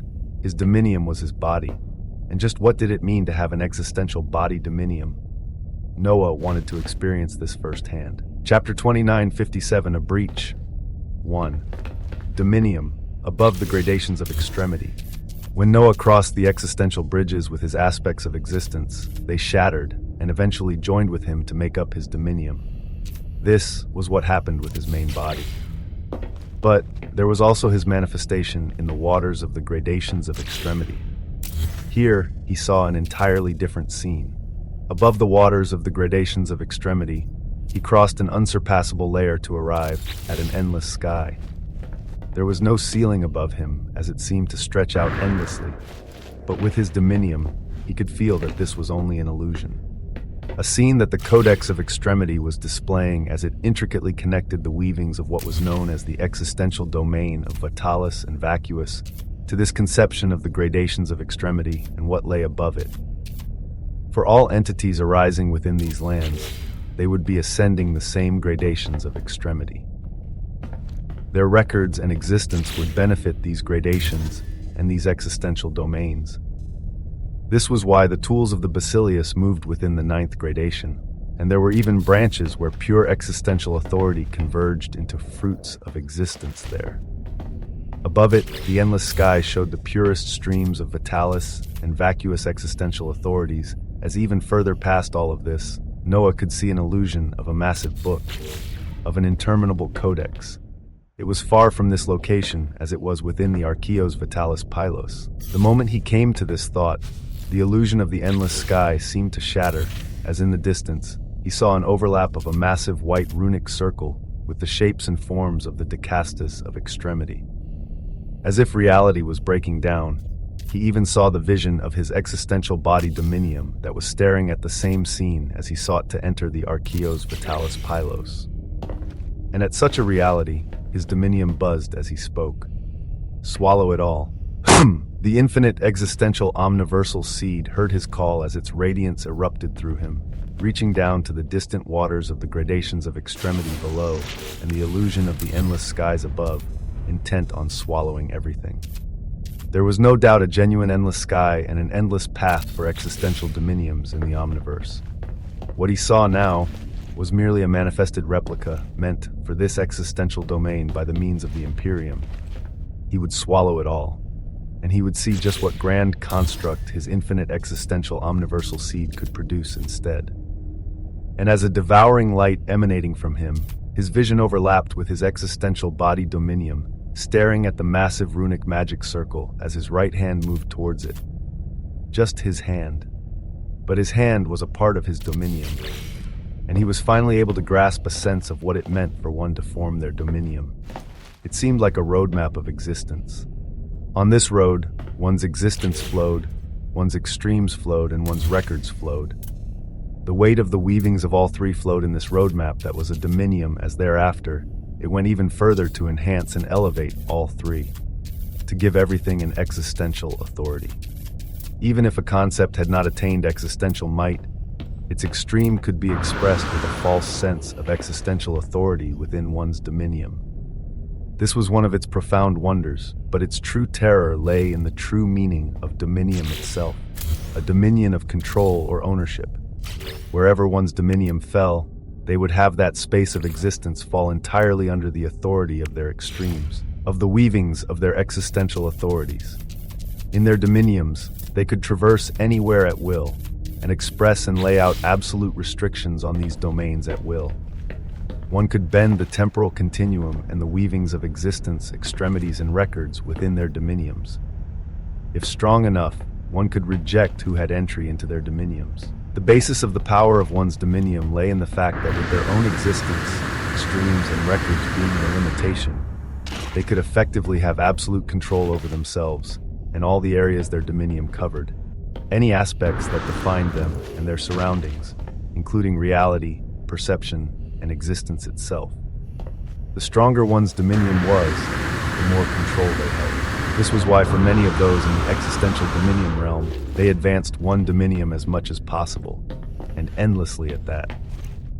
So long as their Dominium was stronger than their enemies, they would completely warp existence, records, and extremes to their will and come out on top.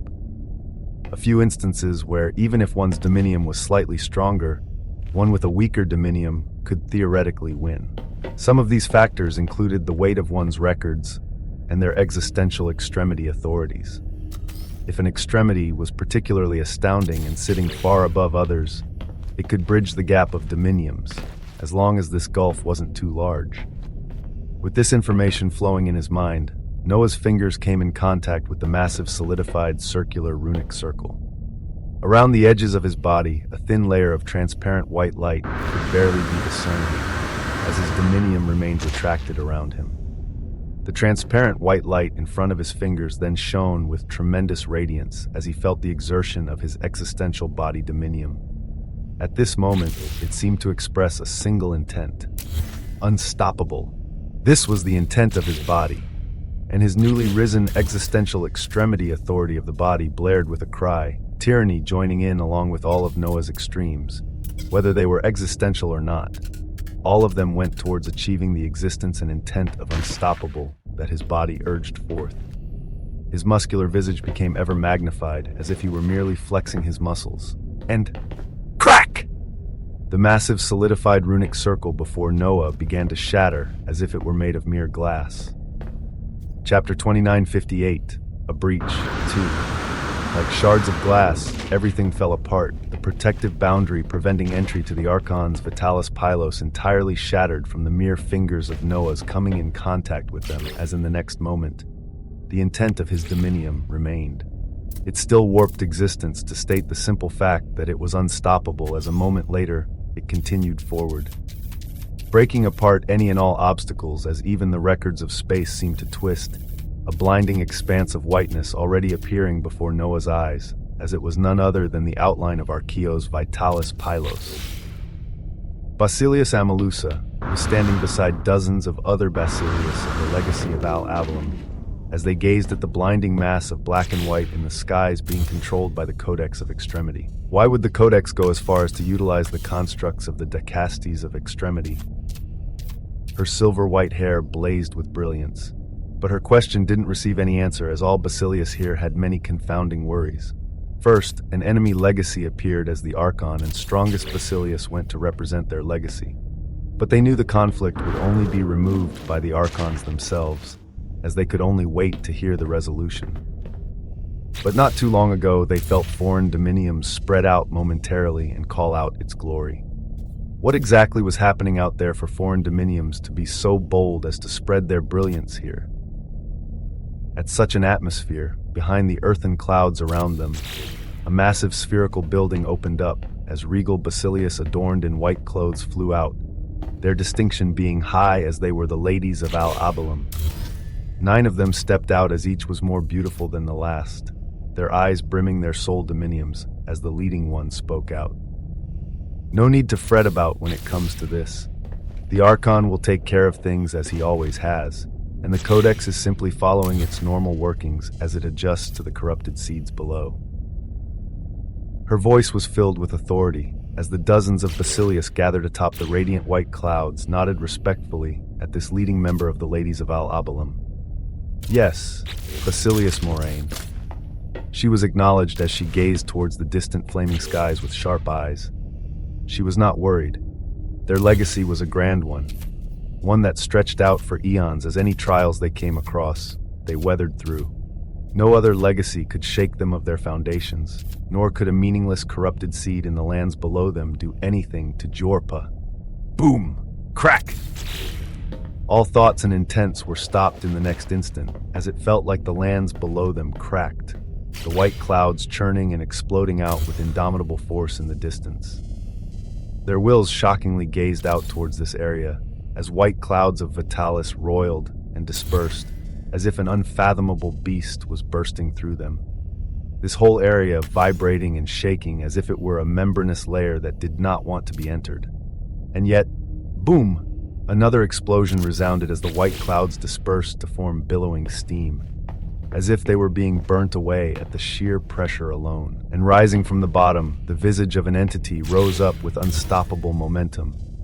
A visage that whipped its head to instantly hone in on the dazzling manifestation of a codex above the skies filled with white flames. A visage that also came to lock on to the distant figures of the Basilius of the legacy of Al-Abalam, and the endless stretch of a celestial city behind them filled with massive spherical structures. A visage that the Basilius also came to lock on with incredulity. They saw the definition of a man, his figure tall and proud as his body was sculpted like an ancient emperor. Radiant obsidian pants were the only thing covering him, as his fair chest was bare, tendrils of gold coursing across it as one could appreciate the distinct hue of a white dominium wrapping around his body. The two sides gazed at each other in a moment of shocking silence, the Basilius nearly frozen from incredulity, as what they were seeing shouldn't be possible. But it was reality. Something had come up from below. The existential annal barrier distancing them from the Vitalis hyperversal domain was just shattered. They heard that clearly before this being appeared. Thus, his origin was clear, not from the outside, but from within the very same lands they oversaw. He was no Basilius. He didn't belong to any legacy. He should be a seed. And the only seed that had been the root of problems was none other than Noah, Osmont. The words stemmed out of Basilius Amelusa as they were filled with a sense of disbelief. She wasn't even sure if it was exactly this corrupted seed that the Codex of Extremity was initiated for, but she and all others could instinctively feel it. But this was what made it all that much more unbelievable. How could a corrupted seed be here? And even more unbelievable, why would they have the white glow indicative of the early stages of an existential Dominium realm entity? It was a surreal weaving of existence, and yet after the intent of Basilius Amelusa spread out, the being far ahead of them smiled devilishly as he didn't deny this intent. And a moment later, his visage actually continued its unstoppable momentum as it began to surge towards them, their Dominium souls gazing at this in shock as some Basilius instinctively moved a step back before their common sense kicked in. Blasphemous? Who were they? What were they? And what was this being before them? He was just a seed, and they were the Basilius of the legacy of Alabalam. Between the two sides, there was no comparison. The glow of white Dominium souls began to rouse as after a moment of disbelief, the Basilius of Alabalam reacted to the unauthorized entry of a corrupted seed. Chapter 2959, Legacies and Seeds 1. A seed. Something they had known all their lives, as they always had their own perceptions of such entities, known of them being positive. Seeds were ignorant life forms living in existential domains, their lives always capped to a certain level they could never rise above of. Their records were boring to look at. They lived, they died, and they were quickly replaced. They contributed to the purity and accumulation of Vitalis and Vacuous, as this was the main purpose of their lives, to be seeds that would eventually make way for more fruits of existence. From the standpoint of a Basilius belonging to any legacy, a seed was akin to an ant they could step on if they so chose. Akin to the clouds beneath their feet, they could be stepped on, they could be sat on, and they forever remained beneath them. So to actually have a seed appear in the Archaeos Vitalis Pylos, truly, it was a violation of existence itself. So Basilius Amelusa called it blasphemous. But before the two sides could even meet, a fearsome cry came from the illusory Codex of Extremity above. And the mass of white and black that had been blazing and converging this whole time flashed with brilliance as a shocking dominium spread from it, filled with apocalyptic grandeur. It was the last product of Moore's apocalypsis, and it was just a core.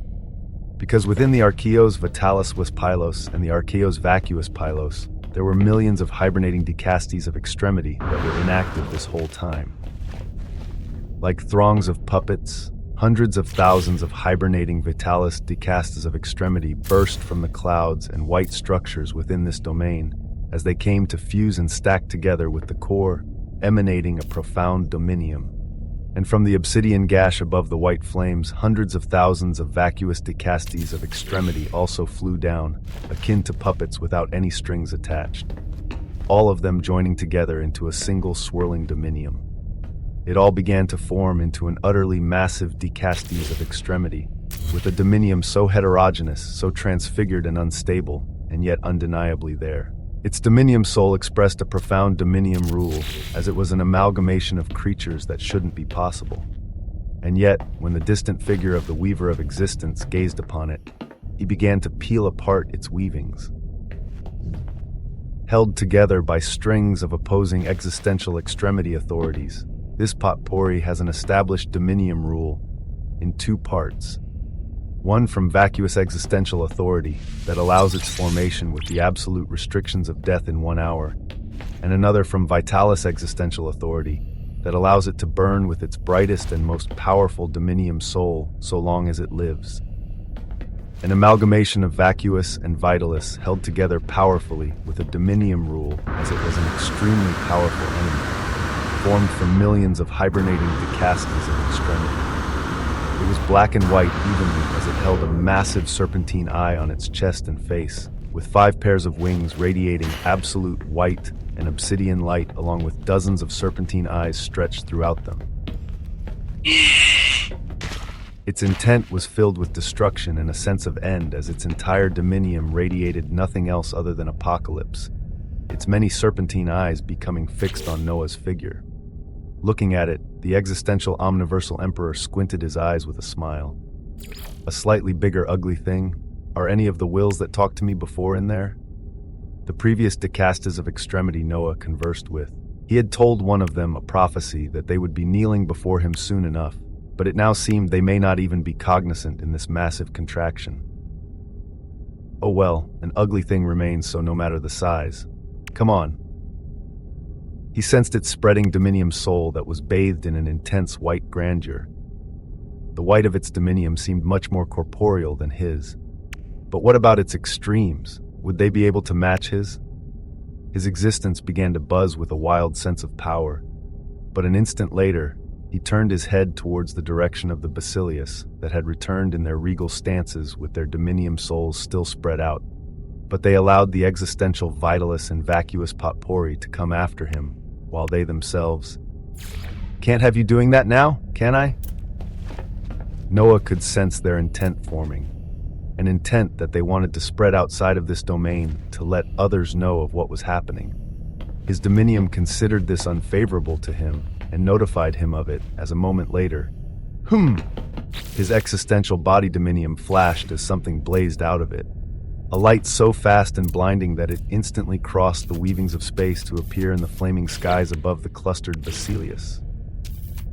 Their dominiums quickly caught it as they gazed up, their pupils constricting.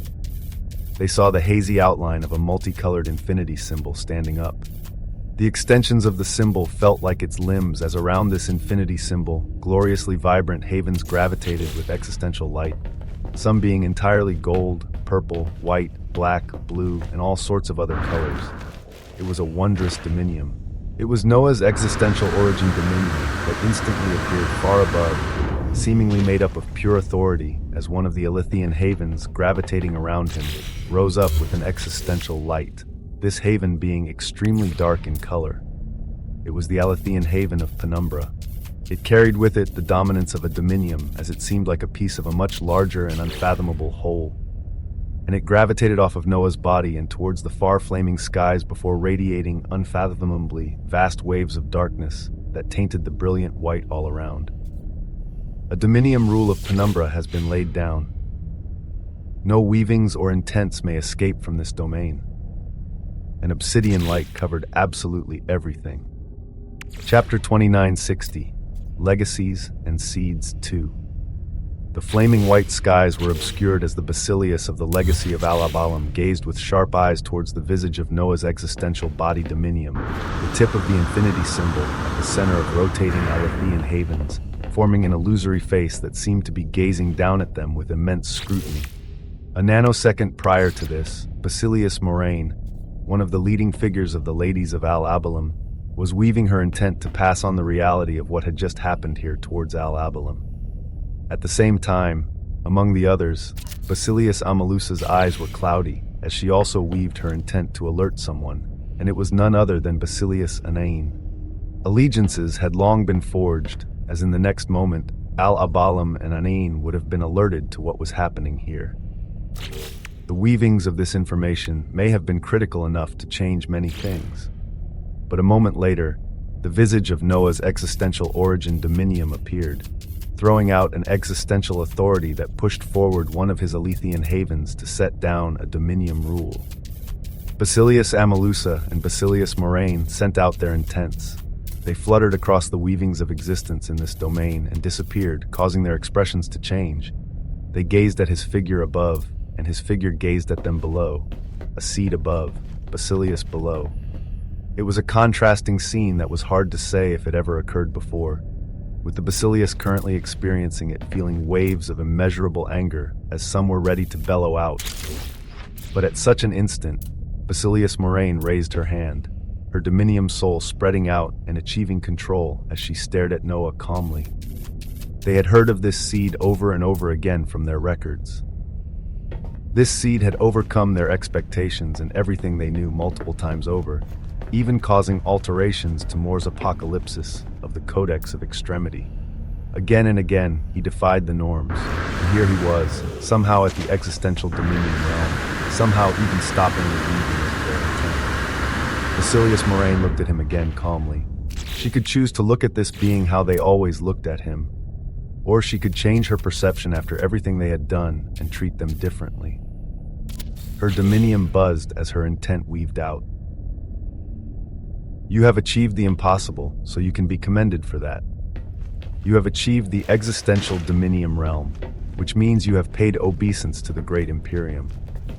We are high-ranking members of the Imperium who even govern an existential domain under them. The things you have done are an impossibility, yes, but do you really believe you can go any further? Crossing higher-ranking members of the great Imperium outside of Imperium rules is a guaranteed death. And in this omniverse, there is nowhere one can be without the gaze of the Imperium. So what exactly do you think you're doing? Her words were piercing as she was watching the advancement of the massive amalgamation of the existential vitalist and vacuous potpourri before coming to blows with the corrupted seed above. Why did she do this? Her intent answered this question an instant later. The only reason I am holding everyone back is because I see you are tinged with the white light of the neonate stage of the existential dominium realm, just like all of us. Staining our hands with you may cause a dominium or two of our legacy to fall if you burn the last embers of your dominium. Why go through all that? The neonate stage of existential dominium realm. She gazed at the white light wrapping around Noah's dominium as she said this, her eyes squinting with authority as she continued. Not even counting us, outside of the Archeos Vitalis Pylos, Basilius of Al-Abalum exceeding the neonate stage of the existential dominium realm are moving freely. As what exactly do you see as the endgame here? You have done the impossible, Seed. How about you rest and wait to be judged? For your achievements, your dominium may just have a path of survival, since you have paid obeisance to the great Silence! Rumble! The origin dominium of Noah flared with indomitable brilliance. In the distance, his existential body dominion was about to come and clash against the existential vitalist and vacuous potpourri. His existential origin dominion now gazed down at the Basilius of the legacy of Al-Abalem, as from his visage, a colorless Alethian haven rose. They thought he paid obeisance to the great Imperium. They thought he needed to bend down and hope that he would be spared by them and the great Imperium. His dominium blazed with quintessence as he denied everything about this, a quintessential Alethian haven rising up along with his will as his intent weaved out. Al-Abalem will face my judgment in the not-so-distant future for being the main perpetrator of Morse apocalypsis and the eons of oppression that have occurred here. You all, sitting in your high thrones, will face this judgment early. His words caused the expression on all Basilius to turn cold and callous as Basilius Moraine radiated her own intent while her dominium buzzed once more. So you have chosen death. The Imperium will understand. Her eyes changed entirely while gazing towards him, as she already considered him dead. She released the dominiums of the other Basilius she was keeping back. You will now learn why the Basilius are Basilius, and why seeds will forever be seeds. Noah's intent weaved out again as the colorless haven he had released reached the high point in the darkened skies. His form of an infinity symbol surrounded gravitating Alethian havens radiated its intent coldly as the colorless haven above began to pulse. I will give you all a glimpse of the authority that allowed me to be where I am now, and the authority that will spill the blood of Basilius. I will give you a glimpse of quintessence. The colorless haven above exploded out and radiated a colorless light over everything, and Noah's intent continued to blaze out unhindered as a new dominium rule was setting. Tell me, are any of the existential authorities you have quintessential? Because if not, boom, the existential omniversal emperor let loose. It was his first battle with life forms that were far above him not too long ago. Chapter 2961, Legacies and Seeds 3. Were any of their existential authorities quintessential? This question came and went just as quickly as the basileus of the legacy of Al-Abalam didn't put it in their hearts. Each of those here were of the neonate stage of the existential dominium realm, as unlike the corrupted seed above them, they had been lucky enough to devour and assimilate fruits of existence over the years. Their soul dominiums had annealed and grown much more, as they knew they were much stronger than this being above them. But Basilius Moraine had still sought to prevent a flash, because eventually they knew that even a weak entity at the neonate stage of the existential dominium realm was not to be so easily dismissed. A dominium was a heavy thing, as anyone that had reached this stage had exploded with an accumulation of extremes and existence. And if they burned their dominium when pushed to the brink, the power they could unleash before they perished was dreadful. So Basilius Moraine already knew what to do as she stared coldly at the spreading light of the colorless haven. Spread out and drain his dominium. When he starts to burn his existence, increase the proximity, finish him off without any injuries. Her intent spread out at an extremely fast speed that was akin to the span of an instant, as the Basilius around her had already begun moving, this single instant not even passing yet. Basilius Moraine waved her hands thereafter, as within them, weapons that would make one pause appear. They seemed like firearms, sleek and white with a fervent existential brilliance. They exceeded any high-grade armament of extremity, as they seemed entirely identical, with Basilius Moraine holding on to the grip of two handguns. The magazine was already in, as it held heart-shaking weapons within, with the barrels of both of these guns inscribed with the markings that read, "A boombox production." Gripping them tightly in her hands, Basilius Moraine already raised both hands to aim ahead, as the visage of the corrupted seed was within her gaze, the colorless light reaching their surroundings at this moment as her intent moved to direct the flow of battle once more. Keep him at bay and finish him off cleanly. Show what it means to make an enemy out of the legacy of Al-Say. Space fizzled. Her words didn't finish as she instantly felt her dominium soul retreat around her body, her eyes no longer seeing the figure of the corrupted seed in the distance. Instead, a voice shockingly rang out beside her very ears. "You don't seem to understand." Her pupils dilated. The existential armaments in her hands quickly began to turn as shockingly, to her left, the visage of the corrupted seed with his form of an infinity symbol actually appeared, somehow bypassing their spread-out dominium souls. This was because, similar to her, even those in the surroundings felt their dominiums forced to retreat around their bodies, only covering them inches all around, as this allowed their enemy to get close. Basilius Moraine felt the beat of her heart as she sensed the weavings of the enemy dominium already erupt towards her, her will seeing a blazing crimson Alethian haven of Apollyon, pulsing with interminable destruction aimed at her side. An entire haven radiating an aura of a dominium seeking to invade her protective dominium soul. Sending this, her will quickly moved as she pulled the triggers of both her existential armaments before they could even be turned to entirely face their enemy, their barrels pointed in entirely different directions. And yet, the dazzling white bullets to be released disappeared the moment they came out of the muzzle, existence being distorted as they warped and somehow appeared directly opposite the incoming Alethian haven. ZZT! Noah's eyes were bright at such a scene. The flow of existence and time seemed so extremely slow in his eyes as he picked up on the details of everything. Appearing so close beside Basilius Moraine, he could see the weavings of her weapons clearly as their information rose before him. Glock 21, the Judge No. 1, a unidominium existential armament designed and forged by the Boombox Enclave of the Imperium. It came as a blank slate before being infused by its current existential extremity authority. Its source already fully resonated with Vitalis. A single shot requires the third equivalent authority of a simple dominium rule, as the attack will distort existence to instantly appear before your target, so long as your dominium can gaze upon it. The Judge is proficient in the rapid penetration of dominiums no matter which existential extremity authority it was chosen for. with the bullets utilized by the boombox enclave forged from rare omniversal existentium steel that aids in the breakdown of existential extremity authority. Different modes of utilization include waves of information flowed into his mind as his distinction of the weaver of existence and extremity held a tremendous amount of power at this moment. The information of the judge number 1 and number 2 that were actually existential armaments flowed in his mind as they were shot. Two sharp and spinning white bullets, radiating a shocking light of existence, instantly appeared before the Elythian haven of Apollyon he was throwing out to smash into his enemy. The dazzling white transparent light of his dominium buzzed around his thrown-out haven.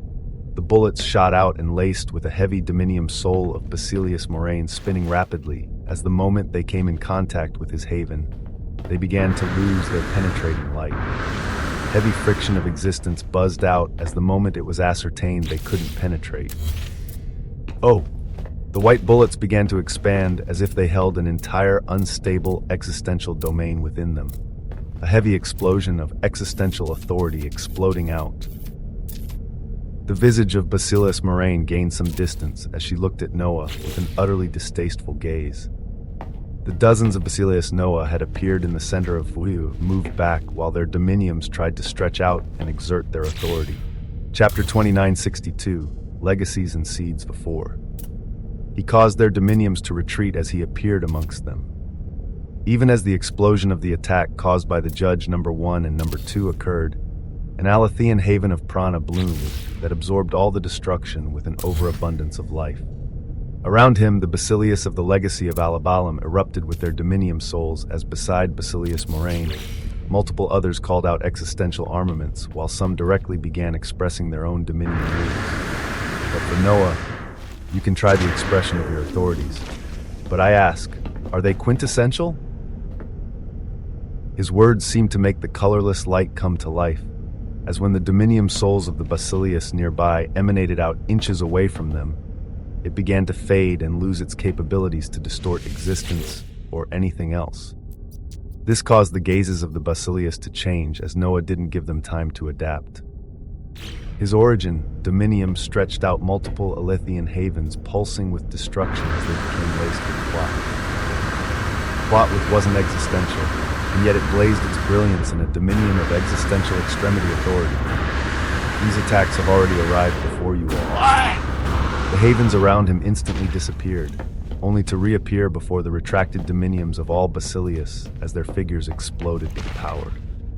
Noah's eyes then honed in on Basilius Moraine, who moved much faster than all others, her existential armaments already having their barrels pointed towards his direction, as unlike others, she was using this unique weapon to instantly cause her existential authority to clash with Noah.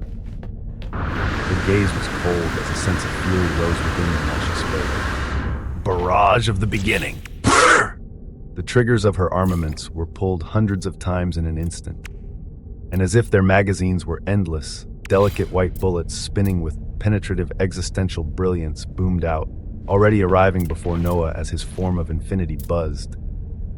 These enemies were not easy ones. They wouldn't be eradicated in an instant, nor could they be one-shotted into oblivion. But there was something utterly quintessential that others had to come to a realization of at this moment. Noah had just arrived in the existential dominion realm, and yet, what was he doing right now? In the midst of Basilius of a legacy that had lived many more years than him, he was freely throwing out attacks and facing not one, but dozens of them. What reality was this? What possibility was this? And would there ever be anyone to even gaze upon such brilliance? Boom! A heavy explosion rocked the weavings of existence as at this time an endlessly blue light of infinity began to spread. Around the same weavings of time as this was occurring. In a place where time itself was negated, where those who lived there could experience a distorted and negation of the flow of space-time continuum to the extent that it was hard to factor the passage of time for them. In the Archeos Vacuous Pylos, tainted with the vacuous existential authority, these lands were unique in their fluctuations of time, as while days may have passed outside of it, only a minute may have passed within, or years may have passed. It was never cemented what would happen at what moment, as even with such a surreal reality, balance was still kept when it came to what was within and what was without. Within these lands, in the depths of buzzing obsidian clouds, in an underground lab that used to hold hundreds of thousands of hibernating vacuous dicastes of extremity. A single basileus of the legacy of Ignatius was gazing at the lab that housed dicastes of extremity that was now half empty, his face turning up to gaze past the weavings of clouds above him, where one could see a huge white gash in the obsidian flaming skies of Archeo's vacuous pylos. For hibernating dicastes to be taken like this, only the authority of an archon can do so. Just what is... His intent was filled with doubt as he managed the operation of castas of extremity here, with his dominium soul spreading out at this moment and suffusing into the still dicastas. And why didn't you all get pulled in? A question he asked himself. No fruits of existence were provided to them, as they weren't active, but they remained here. The basileus of the legacy of Ignatius did not have any answers, so he had sent his intent towards Archon Basilius Ignatius to let him know of the recent developments, like all others, while he studied the weavings of the dicastes of extremity he managed. His dominium soul spread out and studied the dicastes closely. What he didn't know was that, as every weaving of his existence flowed across the dicastes, an unseen cerulean light was latching onto it, and ever so slowly infecting and seeding itself into his own authority. But it didn't feel foreign or harmful, as it was only feedback from the hibernating dicastes to grasp their weavings. The more his will flowed out and more weavings of the dicastes came to him, this unseen light penetrated ever deeper into his existential authority, into his existential dominium. Moments later, he retracted his dominium and flew out of this lab while shaking his head, going to meet with the other basileus to discuss whether they should make their way to the Archeos Vitalis Pylos to see what changes were occurring. After this, Basileus left. There was immense silence as the thousands of hibernating dicastes of extremity suddenly had their serpentine eyes become filled with a tremendous amount of endless blue light. It was a light disorientingly unique and isolated to a single being that had appeared within the Archeos vacuous pylos after a certain cleansing. It was the blinding blue light of another seed, the great usurper, and it had begun to latch itself onto a basileus of the legacy of Ignatius silently. Eeny, meeny, miny, mo, which among you will get encroached upon more. The thousands of dicastes formed a callous smile as their intents moved simultaneously, a single basileus not being their only target, as another being waged a silent war. Chapter 2963, Eons of Brilliance Decimated 1. The Archeos Vitalis Pylos had a dominium rule pressing on it that wasn't broken yet, so no information was able to squeeze past it. But the Archeos Vacuous Pylos was different, as they sent their intents describing what they were seeing to Archon Basilius Ignatius. Outside of the records and existence of Vacuous and Vitalis, Archon Basilius Ignatius had a cloudy gaze as he sorted through all of this information while gazing at the first contest of strength that was about to begin. The visage of Archon Basilius al-Abalem blazed with flames as his dominium soul was striking, a hue of gold covering it that denoted he was far from the neonate stage of the existential dominium realm. As an Archon who regularly devoured and assimilated fruits of existence, how could he not progress to such a height? Meanwhile, opposite him was none other than Archon Basilius Lathith, as the glow of gold around his dominium wasn't as blindingly bright, showing that there was a distinct difference between them. It meant the results of all this would truly be determined by the second and third contests to come. Arriving at this thought, Archon Basilius Ignatius didn't confer with Archon Basilius al-Abalem regarding the news he had received within the Archeos Vacuous Pylos, with him expecting that al-Abalem must have received similar information from his side. As for now, he allowed him to put his full focus on the first contest to ensure that even this wasn't lost. Thus, no line of communication was established to understand just what was happening in the lands far below them at this moment. It meant one particular being could continue to use this time to go utterly wild. And wild it was, as the Weaver of Extremity slowly understood the utilization of dominiums, while he used multiple Basilius as the test subjects. This wasn't to mention the massive amalgamation of the dicastas of extremity that his existential body dominium had just clashed with. The serpentine eyes of this massive existential vitalist and vacuous potpourri radiated tendrils of existential authority as around them. Reality was being distorted and deformed constantly. This was because Vitalis and Vacuous sought to change existence how they wished. But the effects of quintessence still pervaded the surroundings, as they denied anything that wasn't quintessential from expressing its effects. This was the most terrifying move on the battlefield yet, as unless this dominium rule was erased, it would be hard for Noah's enemies to express their authorities outwardly. They should have never allowed him to set it up in the first place. But still, the potpourri was the final product of the Codex of Extremity that was having its authority encroached upon. It moved with purpose and malice, as since it couldn't distort and bend existence to its will around it, boom! It focused all parts of its authority around its body and flashed with Noah's existential body dominium head-on. With his chest bare, Noah's visage shone with brightness as his hands were crossed in front of him, facing the impact of such a beast head-on as his dominium remained unbroken. This was his body dominium. His soul dominium was having a shockingly easier time as he navigated across dozens of Basilius of the legacy of Al-Abalam. The light of infinity had also spread out as multiple figures just like him weaved across the surroundings, but they couldn't be formed in the thousands due to the sheer power they had to express. When he was still walking across the gradations of extremity, he could form tens of thousands of clones freely with the extremity of infinity. The same couldn't be repeated at the Dominion realm this early on, as to form an existential Dominion was simply that arduous of a feat, where the Dominium rule of infinity was actually already doing something utterly balance-breaking by having 36 of Noah's bodies currently on the battlefield. But it was a deadlock. The eyes of Basilius Moraine were sharp, as these were beings that had lived for eons, sharpening their existential extremity authorities as their sense for battle and war was not weak. Many of them carried existential armaments that rebuffed Noah's extremes. This shocking reality had been dragged on for this long, purely due to quintessence, not allowing them the freedom of expressing their extremes. But Noah needed to break this deadlock. He had to begin slowly by killing at least one. If he just killed one, his power would jump by another level. The Weaver of Extremity seeks power within himself. He looked inward. In this short period of time, he had obtained many advances, as he was still learning their utilization in real time even now. So he looked at what else lay within him, his dominion. He could bring his existential soul dominion here as well. Or, his gaze went to his havens and extremity veins, to the thick blood coursing through them, his existential omniversal emperor lineage, the creed that held many extremes. He probed it for its power.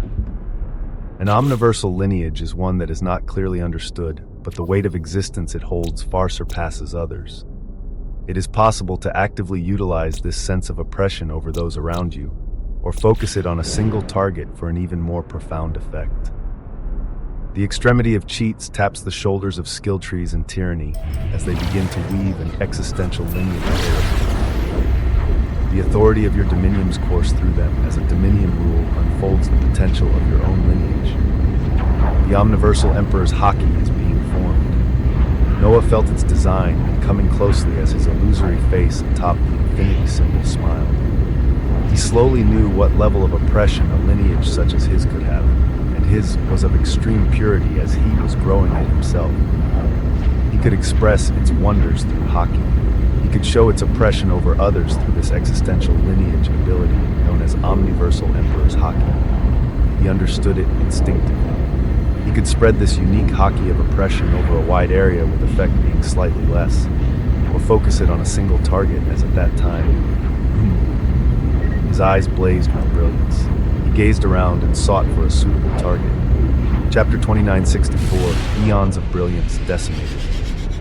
The weavings of existence in extremes felt immeasurably heavy. The circulation of authority across one's dominion took 3 times the effort as the exertion of extremes. Extremes could not even unfold inches away from one's body. This was Basilius Moraine's very own assertion, as she felt the dominion of this being oppressively laying itself all around. How could a mere seed achieve this? Quintessence.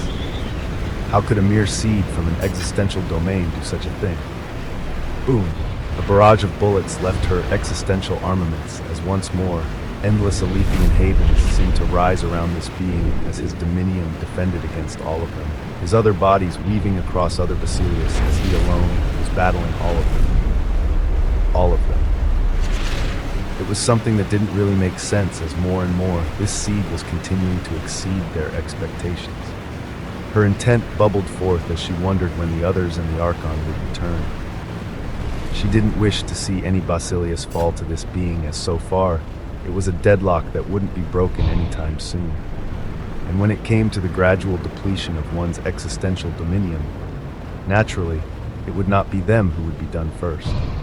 As she thought of this, a fruit of existence materialized in front of her that she opened her mouth to instantly devour, her dominium shining ever brighter once more as she kept her eyes peeled. No more surprises from this seed. No more impossibilities made possible. From here on out, they would slowly grind him down until her intent questioned as it felt sluggish all of a sudden. Her buzzing dominium soul that was constantly circulating authorities seemed to be slowing down tremendously. Her muscles seemed to lose their potential of action as her fingers couldn't pull the triggers of her weapons. Her mind was blank as she couldn't understand what was going on, when in the next moment, she felt an immeasurably heavy weight settle at the very core of her existence, at what lay behind the very foundation of her dominium. She felt a supreme sense of oppression that she had only caught a minuscule version of from Archon Basilius al-Abalim and Ignatius. When they paid respects to the Great Imperium by visiting one of the Imperium enclaves that handed down Imperium rulings, she had sensed this same sense of oppression by an even greater degree on the royalty of the Imperium. It was an inherent oppression from beings that held something extremely pristine, from beings that held a lineage relating to the Omniverse itself. Why would such an oppression be here? You took up a decent number of words and pages, an intent weaved out beside her again. Her hairs stood on end as she wanted to turn around, but the very core of her existence did not follow the direction of her intent as she remained frozen. From the sheer weight of an omniversal lineage pressing down in a shocking and focused manner just at her. But it is time for you to make your exit. A bright infinity symbol appeared to her side as 9 Alethian havens drilled from him and into her dominium, instilling itself across her many layers of boundaries of her dominium that she couldn't activate because her very lineage was forced to tremble and be oppressed by the weight of this being before her. She couldn't understand it. It didn't make sense. Yet there was a disconnect at the very core of her existence, as her dominium soul did not answer to her in this brief instant. And within that period of time, the dominium origin of her enemy seamlessly entered her. She instantly felt her existence, extremes, and records begin to burn as a shocking, devouring force began to wreck apart her dominion. While the weavings of her existence were still prevalent, she was still questioning. How the hell did any of it make sense? How the hell did the aura and oppression only the royals of the Great Imperium give off be emanating from a corrupted sea? She had many questions, but she wouldn't be able to get any answers. Her last sensation was instead feeling her frozen fingers peeled away from the grips of her existential armaments, the dazzling white tools of destruction flowing towards her enemy as his dominion seemed to be shining at its utmost brightness. An equivalent of 3 dominium rules worth of energy was required for a single activation of Omniversal Emperor's Haki. It was a heavy cost, and yet its result was utterly ecstatic as Noah observed 2 existential armaments flow towards him, while his dominium buzzed as it began devouring everything about the dominium soul in front of him. His will seemed to be trembling with expectation as a deluge of prompts were about to come to fruition. An existential achievement recorded in your exceedingly grand fable. One of the first set of actions after attaining your dominion is the destruction and assimilation of another dominion established eons before yours. Your existence, extremes, and lineage further propagate your status. The loot for the first dominion to fall under your hands will be of the highest possible quality. Before the other Basilius could even react, Within the span of an instant, where it just seemed Noah had appeared in front of Basilius Moraine, dazzling golden prompts began to appear before Noah at such a time. You have obtained the existential armament, Glock TAC 21, the Judge number 1, that is being bathed with the light of quintessence. You have obtained the existential armament, Glock TAC 21, the Judge number 2, that is being bathed with the light of quintessence. You have obtained 89x quintessential fruits of existence. You have obtained an entry neonate license to the existential Imperium exchange. You have obtained 64x remnants of a dominium soul. Hold on now. Noah's intent weaved out with a blinding light as he rolled it back. What was that prompt just now? Entry neonate license? Existential Imperium exchange? Now what the hell was that? Chapter 2965. Eons of brilliance decimated. 3. Within the weavings of a span of an instant, the Weaver of Existence achieved something that should have been utterly impossible for him, as he released the regality of the existential omniversal emperor lineage to cause the very existence of a Basilius to come to a halt, and he used this chance to squeeze into their dominion before devouring everything for himself.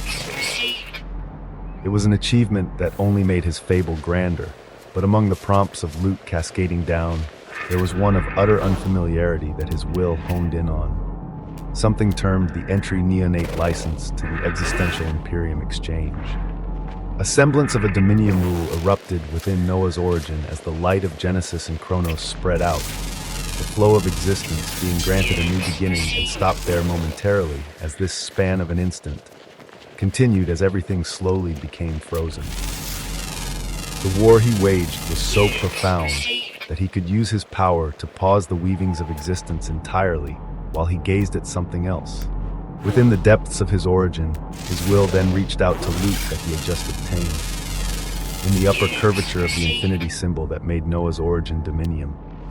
Inside an Alethean haven of dreams, Noah manifested a visage of himself within this haven that made him as above a field of sandy dreamlight, a dazzling white square card descended.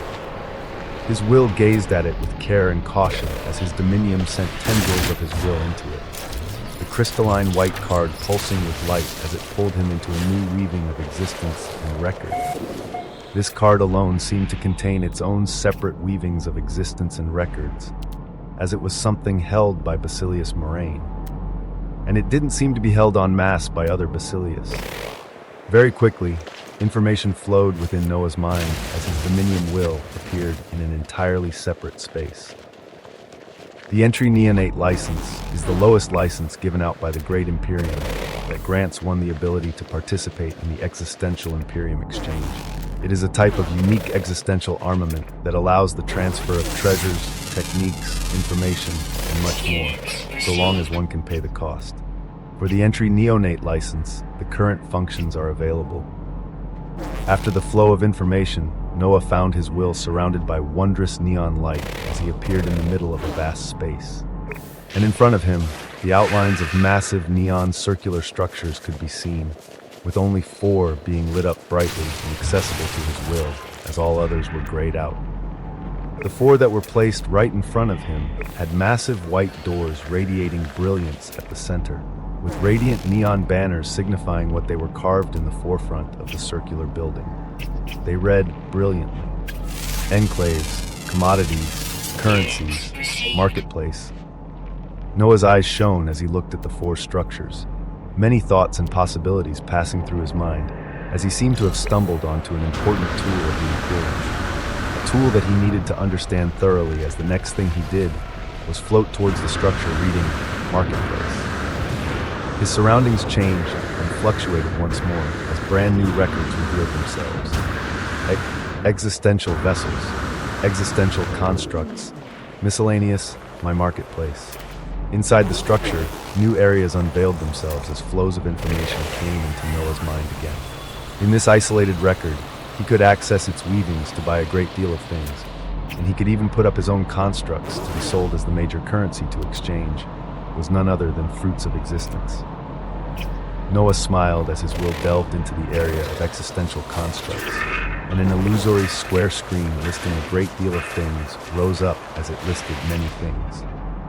Unbound Dicastes worker, Fruit of existence, peak gradation of extremity.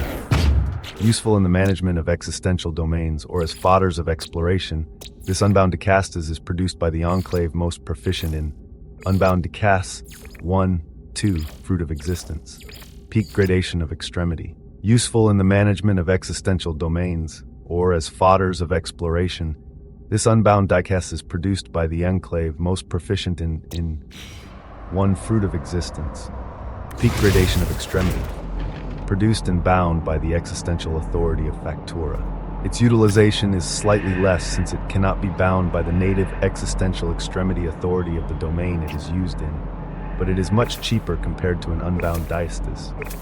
Produced by rows and rows of unique constructs unfolded before Noah's eyes as he went through all of them. Many were produced by certain enclaves of the Imperium as their uses were numerous.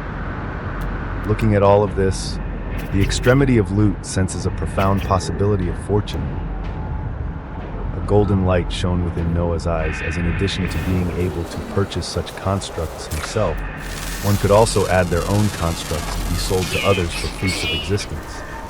Noah thought of the existential automatons that were already in the process of being created from his breakdown of the castes of extremity. How inexpensive it was for him to design them with the aid of an infinite hyperversal haven. All of this and more made his senses tingle, as in this path there lay a great deal of fruits of existence. In addition to the constructs, there were also existential armaments, miscellaneous, and existential vessels, along with many other possibilities for Noah to explore. He seemed to be following the lead of Luke as his eyes bathed in golden brilliance and went towards the miscellaneous section. Here, rows and rows of possibilities unfolded before Noah's eyes. Existential Imperium Elixir 1288 Fruits of Existence, an elixir designed by a genius of the Imperium that keeps their identity a secret. Their products are always top-notch, as this elixir is capable of taking many concepts within the gradations of extremity to the existential level in the smoothest possible manner. Chapter 2966, Eons of Brilliance, Destro-y-her. 4. The things under the miscellaneous section were many as they included elixirs, and even more things that only gave Noah more ideas. Existential Planalith Crystallos of Vanity, 199 Fruits of Existence, forged by the Enclave of Violet Alchemy Hall. Only the highest of products approved by the royalty of the Great Imperium stem from it as this existential Planalith. Transcendental Origin Fruit of Existence, 100 Fruits of Existence. A unique fruit of existence that allows for 100x increased elevation of one's origin dominium, with one's dominium rules gaining a mutation of remnant source of a shattered existential domain, 200,000 fruits of existence. An existential domain discovered by a royal of the Great Imperium. Unfortunately, it was after it had been pillaged and destroyed, as after a great battle, only the remnant source of the existential domain was left behind. Basic knowledge of the Omniverse, 99 fruits of existence. The glory of the Great Imperium extends far and wide. Those ignorant of it are low-born, and those not wishing to bask in the brilliance of the Imperium. This almanac will provide the basic knowledge of the vast stretches of domains under the Great Imperium, as well as regions to note or stay away from. Be informed, be better, become the limbs of the Great Imperium. Basic knowledge of the Omniversal Pillagers, Chronicles of the Outerverse, 100,000 Fruits of Existence. A great deal of things were laid out before Noah, as all of this was only a small glimpse of the existential Imperium exchange. This was only a small portion of it, as Noah hadn't even perused through enclaves, commodities, or currency available within the existential Imperium exchange. All of this seeming like an intricate system set up by the Great Imperium. And all of this was accessible with the entry neonate license. What did higher-level licenses grant access to? What license did the Archons of Legacies hold? These questions and more opened Noah's eyes to a new world of possibilities and loot, as within this span of an instant, Noah made up his mind on what he needed to do. But his eyes couldn't help but linger on one of the many products he saw. Basic knowledge of the Omniversal Pillagers, Chronicles of the Outerverse. Omniversal Pillagers, the Outerverse. He was only just introduced to the existential Omniverse that was ruled over by the Great Imperium.